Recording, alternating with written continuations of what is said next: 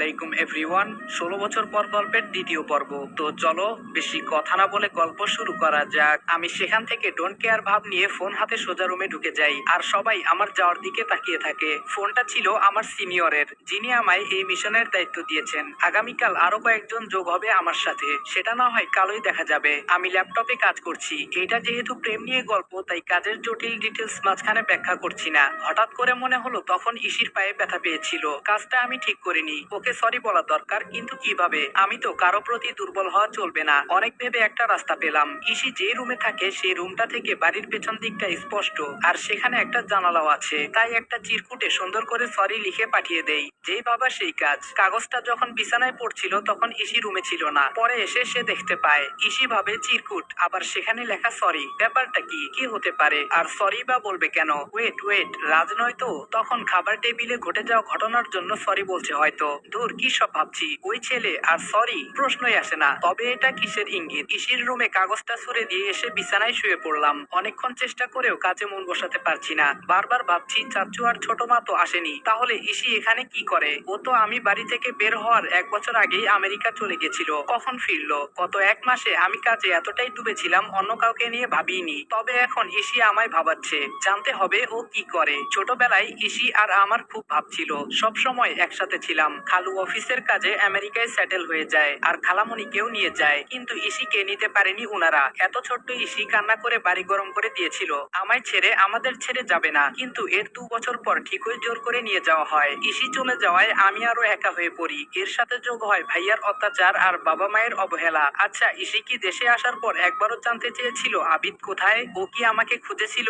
এসব ভাবতে ভাবতে কখন চোখ লেগে যায় টের পাইনি। সকালের মিষ্টি রোদের আলো চোখে পড়ায় ঘুম ভেঙে যায়। আজ মনে হয় বেশি ঘুমিয়েছি। রাতে ভাবতে ভাবতে ঘুমিয়ে গেছি, তাই অ্যালার্মের কথা মাথায় আসেনি। জলদি উঠে চট করে ফ্রেশ হয়ে বেরিয়ে যাই। বাইকে থাকা অবস্থায় ফোন বাজে। আমি ফোন রিসিভ করে বললাম অপেক্ষা করতে বলুন, আমার আর 2 মিনিট লাগবে। গেটের সামনে বাইকটা থামিয়ে দেখলাম 4টে ছেলে দাঁড়িয়ে আছে। এক একজন দেখতে মাশাআল্লাহ। আমায় দেখে তারা সালাম দিল। আমি সালামের জবাব নিয়ে বললাম আমার সাথে এখানে কথা বললে সন্দেহ করবে, তোমরা বিল্ডিং এর পেছনে যাও, ইন্টারভিউ দেওয়ার এখনো অনেক সময় বাকি। একজন বলল ওকে স্যার। আমি বাইকটা পার্ক করেই পেছন দিকে চলে গেলাম। ওরা আবার স্যালুট জানালো। একজন বলল স্যার আমার নাম রাতুল। অপরজন বলল আমি আয়াস। তৃতীয় জন বলল আমি নীরব। শেষজন বলল আমি অগ্নি। আমি বললাম তোমরা সবাই সেম পোস্টে তো? আয়াস বলল ইয়েস স্যার। আমি বললাম গুড, তবে এখানে আমাকে তোমরা স্যার স্যার করবে না, নাম নিয়ে ডাকবে। কারণ অনেক রিকোয়েস্ট করে গ্রামের ছোটবেলার বন্ধু এসব বলে চাকরি ম্যানেজ করেছি। তাই এমন কিছু করবে না যার দ্বারা কেউ বিন্দুমাত্র সন্দেহ করতে পারে। সবাই একসাথে বলল ইয়েস স্যার।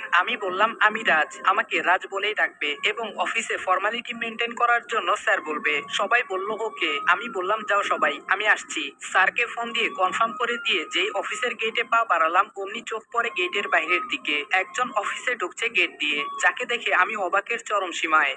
গেটের দিকে তাকাতেই দেখলাম ইসি, কিন্তু ও এ অফিসে কি করছে? আমার পিছু নিল নাকি? আমার এসব ভাবনার ছেদ পড়লো কারো ডাকে। অফিসে কিছু নিয়ে একটা শোরগোল লেগেছে। দৌড়ে সেখানে গিয়ে দেখি দুজন স্টাফ নিজেদের দিকে খুঁজতে হবে, জানতে হবে ও এখানে কেন এসেছে। এর মধ্যে ইন্টারভিউ নেওয়া শুরু হয়েছে। যেহেতু ম্যানেজারকে আগে থেকেই ঘুষ দিয়ে ম্যানেজ করা, তাই আমার টিম মেম্বারদের নিয়ে কোনো চিন্তা নেই। আমার মাথায় এখন ইসি। হত্তেরি, মিস ইশিতা জামান এই কোম্পানিতে জব করতে এসেছে।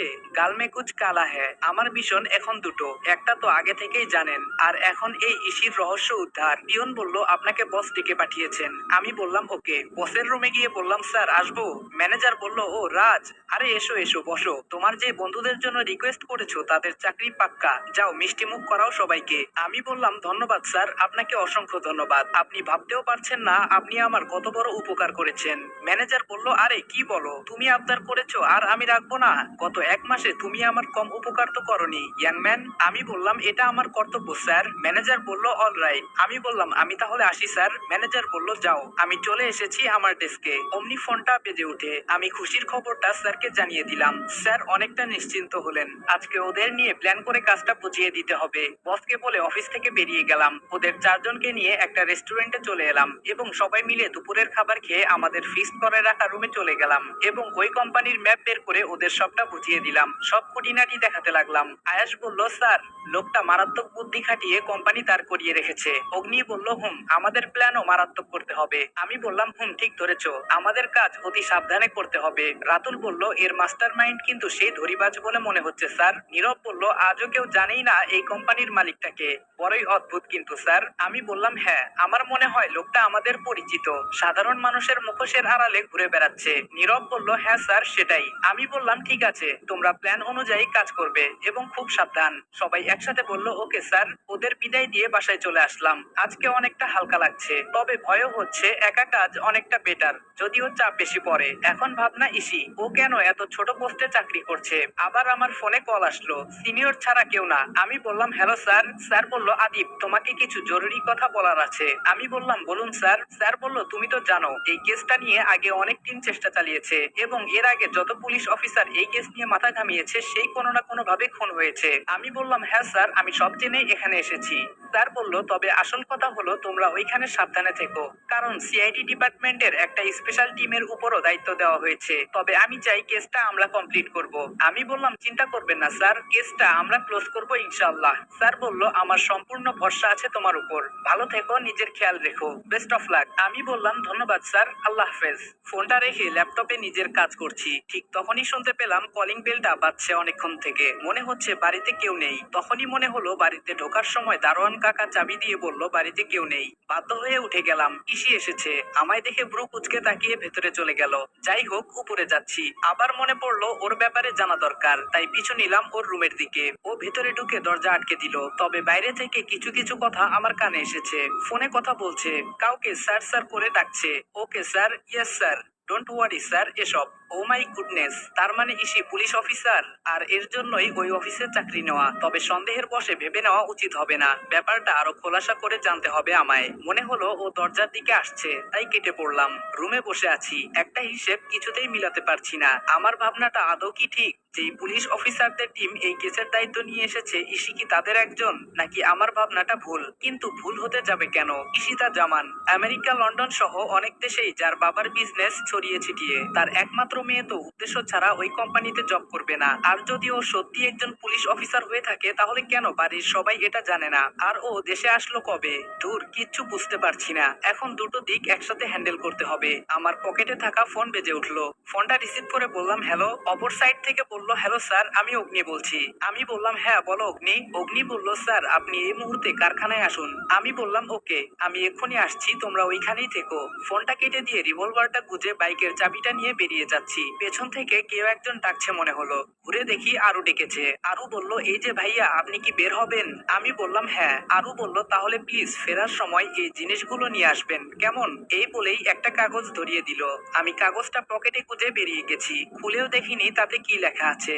10 মিনিটের মধ্যে কারখানার সামনে চলে এসেছি, তবে বাইকটা দূরে দাঁড় করানো। আমাকে দেখে রাতুল হাতের ইশারায় বোঝালো ওরা ওইখানে আছে। আমি খুব সাবধানে ওদের কাছে গেলাম। গিয়ে দেখি রাতুল আর অগ্নি দাঁড়িয়ে আছে। আমি বললাম, তোমরা দুজন এখানে কেন এসেছো, আর বাকিরা কোথায়? রাতুল বলল, স্যার আমরা এসেছিলাম জায়গাটায় একটু চোখ বোলাতে। এসে দেখি ওইখানটায় দুজন লোক দাঁড়িয়ে কি যেন বলাবলি করছে, কিন্তু হঠাৎ করে লোক দুটো ভ্যানিশ হয়ে যায়। তারপর থেকে আমরা অনেকক্ষণ থেকে আড়ালে আড়ালে পুরো জায়গাটা তল্লাশি করে দেখলাম, কেউ নেই। অগ্নি বলল, হ্যাঁ স্যার, লোকগুলো গেটের সামনে দিয়ে আসেনি, আর আমরা তল্লাশি করে দেখলাম এখানে কোনো গোপন রাস্তা পাইনি। আমি বললাম, আছে আছে, একটা রাস্তা তো আছেই, যেটা আমাদের খালি চোখে ধরা পড়ছে না। এক কাজ করো, জায়গাটা ভালো করে আরেকবার ঘুরে দেখো। ওরা তাই করলো, কিন্তু তেমন সন্দেহজনক কিছুই নেই। তাই ওদের বিদায় দিয়ে আমি বাড়ি ফিরবো। তখনই মনে হলো আরুর দেওয়া কাগজটার কথা। পকেট থেকে কাগজটা হাতে নিয়ে দেখি কিছু চকলেট আর আইসক্রিমের নাম লেখা, যেগুলো আরুর খুব পছন্দের। কাগজটা দেখে মুচকি একটা হাসি দিয়ে দোকান থেকে সবকিছু নিয়ে নিলাম। বাসার দিকে যাব, তখনই দেখি বাড়ির গেট দিয়ে কেউ একজন বেরোচ্ছে। কি ব্যাপার, এখন বাড়ি থেকে কে বাইরে যাচ্ছে? আর বাড়ির গাড়িও তো নিল না। দেখতে হচ্ছে ব্যাপারটা। তাই আইসক্রিম আর চকলেট গুলো বাড়ির কাজের লোককে দিয়ে বললাম আরুর কাছে পৌঁছে দেওয়ার জন্য। চেয়ে দেখি রহিম কাকা অবাক চোখে আমার দিকে তাকিয়ে আছে। বুঝতে পারছি না আমি কি এলিয়েন? যাক, এত ভেবে কাজ নেই, ওইদিকে পাখি ফুরুত হয়ে যাবে। আমি মেয়েটার পিছু নিয়ে ওকে অনুসরণ করে চলছি। আমার বুঝতে আর বাকি নেই যে ওইটা ইসি। তবে যাচ্ছে কোথায়? কিছু দূর গিয়ে ও একটা কালো গাড়িতে উঠে গেল, আর আমি ওইখানে দাঁড়িয়ে আছি। কিছুক্ষণ পর মনে হলো ও আমার মতোই ডিউটিতে আছে, তার মানে ও এখন ওই অফিসে যেতে পারে। বলেই দৌড়াতে শুরু করলাম। আমি গিয়ে দেখি অফিসের সামনে থেকে একটা গাড়ি চলে গেল। তার মানে আমার সন্দেহ ঠিক, তাই লুকিয়ে লুকিয়ে আমিও ঢুকে গেলাম। কিন্তু ইসিকে কোথাও পেলাম না। কোথায় গেল মেয়েটা? অনেক খুঁজেও কোথাও না পেয়ে বেরিয়ে এসেছি। অবাক কাণ্ড, আমি বাড়িতে ঢুকে দেখি ইসি বসে আছে সবার সাথে। কখন এলো ও বাড়িতে আর কিভাবে? আমাকে ঢুকতে দেখে মিস্টার আফজাল আল ইমরান মানে বাবা ডাক দিল। আমি বললাম জি বলুন। বাবা বলল তোমায় কিছু কথা বলার ছিল। আমি বললাম হ্যাঁ বলুন। বাসার সবাই এখানে উপস্থিত। এর মধ্যে বাবা আমাকে কি বলতে চায় বুঝতে পারছি না। কোনো কিছু আবার টের পেয়ে গেল না তো? বাবা বলল শোনো রাজ, তুমি আমাদের এই বাড়িতে থাকো, কিন্তু তুমি